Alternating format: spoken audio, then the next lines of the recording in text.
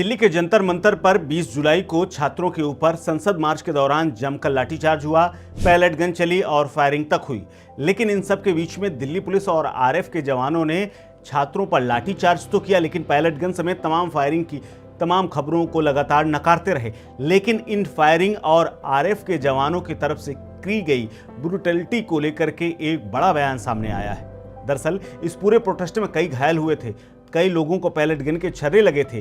Delhi police और सरकार इसी मुद्दे को लेकर के संसद में घिरी हुई है। लेकिन सीआरपीएफ के चीफ ज्ञानेंद्र प्रताप सिंह का एक वीडियो सामने आया है, जिसमें वो सभी जवानों का बाकायदा हौसला बढ़ाते हुए नजर आ रहे हैं। यानी वो ये साफ तौर पर बिना किसी घटना का संज्ञान या फिर उसके जिक्र किए बगैर जवानों का हौसला बढ़ा रहे हैं कि ऐसे मौकों पर ऐसी फायरिंग करने में कोई दिक्कत नहीं है।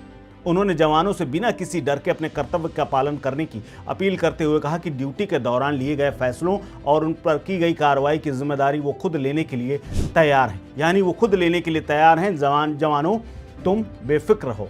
क्या कुछ को बोला है सीआरपीएफ के चीफ, जरा ये भी सुन लीजिए। सीआरपीएफ के चीफ ज्ञानेंद्र प्रताप सिंह एक समारोह में जवानों को संबोधित करते हुए कहते हैं कि ऑपरेशनल बटालियन हो या कानून व्यवस्था संभालने वाली यूनिट, सभी कर्मचारियों को अपने कर्तव्य का ईमानदारी से पालन करना चाहिए। मैं बल के महानिदेशक, बल के प्रमुख के रूप में आप सभी को यह विश्वास दिलाना चाहता हूं, चाहे हमारी ऑपरेशनल बटालियंस हों, चाहे हमारी लॉ एंड ऑर्डर की यूनिट्स हों, आप सभी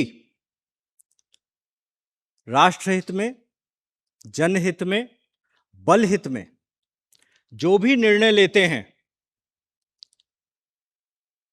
जो भी एक्शन लेते हैं, जो कि बोनाफाइड डिस्चार्ज ऑफ ड्यूटी में है, उन सभी निर्णयों का और उन सभी एक्शंस का संपूर्ण रूप से बल के प्रमुख के रूप में दायित्व मेरा है। आप अपना काम निर्भय होकर करते रहें। जहां भी जो भी दायित्व लेना होगा वह संपूर्ण रूप से मैं महानिदेशक के तौर पर लूंगा। इस चीज को मैं आज फिर आप सभी के सामने दोहराना चाहता हूं। अब जरा जान लीजिए कि सीआरपीएफ के चीफ ज्ञानेंद्र प्रताप सिंह हैं कौन। दरअसल ज्ञानेंद्र प्रताप सिंह का जन्म 8 नवंबर 1967 को यूपी के अलीगढ़ जिले में हुआ। उनकी स्कूली शिक्षा भी लखनऊ के बीएससी और एमएससी की पढ़ाई वहां से उन्होंने की और असम मेघालय कैडर के 1991 बैच के आईपीएस अधिकारी हैं। जनवरी 2025 में कैबिनेट की नियुक्ति समिति ने यानी एसीसी ने उन्हें केंद्रीय रिजर्व पुलिस बल का महानिदेशक नियुक्त किया था। वो 30 नवंबर 2027 को अपनी सेवानिवृत्त तक इस पद पर सेवाएं देते रह सकते हैं, जब तक उनका अगर ट्रांसफर नहीं हो जाता तो।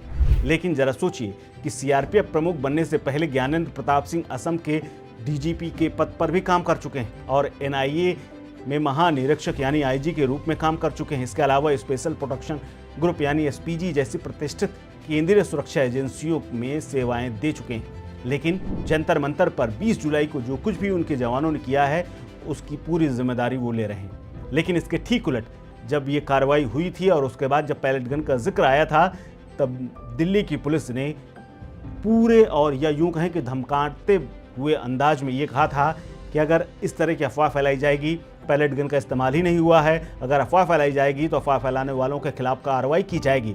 लेकिन अब जरा दिल्ली पुलिस को भी महानिदेशक साहब के वचनों को सुनना चाहिए और बताना चाहिए कि जो भी कार्रवाई हुई है वो ठीक हुई थी, हम उसको स्वीकार करते हैं। इस खबर में फिलहाल इतना ही। इस खबर को लेकर के आप क्या सोचते हैं? ये वो खबर है जिसने संसद में हंगामा मचा रखा है। लेकिन आप जरा सोचिए एक नागरिक के तौर पर कि क्या वाकई में सीआरपीएफ के चीफ ने जो बयान दिया है वो ठीक है या गलत है।